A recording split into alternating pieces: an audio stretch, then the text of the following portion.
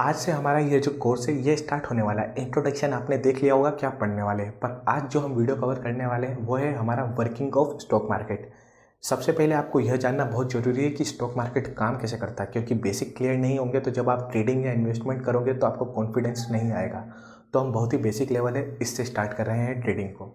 तो stock market है ना, काम कैसे करता है उससे पहले आपको एक चीज़ सीखने की ज़रूरत है। यहाँ पीछे घर देखेंगे, अब घर में आपको सारी चीज़ें दिखेगी, बढ़िया सा एलिवेशन दिखेगा, छत दिखेगी, पर ये जो बात होती है न्यू की, आपको न्यू नहीं दिखती। तो ये जो पहला मॉड्यूल है ना, जहाँ मैं आपको बेसिक बताऊंगा, ये आपकी न्यू की तरह है।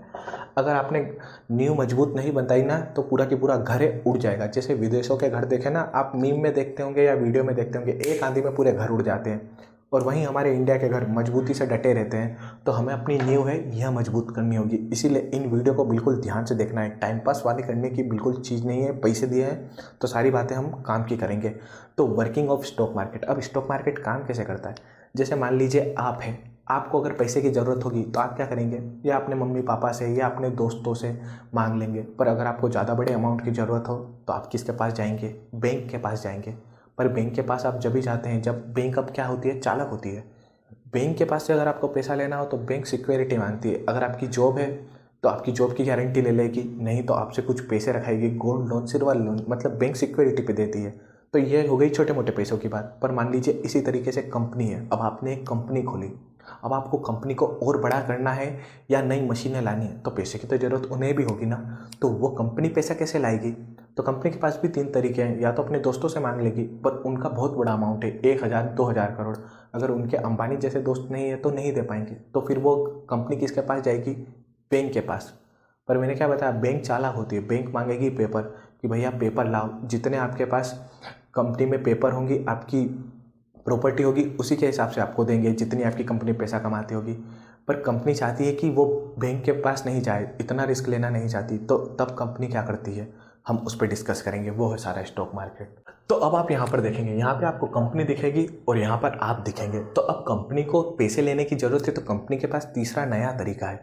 कंपनी क्या जाएगी, कंपनी जाएगी मार्केट में। मार्केट क्या है, स्टॉक मार्केट। स्टॉक मार्केट में जाएगी और बोलेगी कि मेरी 1,00,000 करोड़ की कंपनी है और मैं अपनी कंपनी का 10% का हिस्सा आप सभी को दे रहा हूँ, तो आप सभी उसका हिस्सा खरीदेंगे। तो जब आप इस कंपनी से ये 10% का हिस्सा खरीदेंगे, एग्जाम्पल के लिए बता रहा हूँ, तो ये आपके पास किस फॉर्म में जाएगा, स्टॉक के फॉर्म में।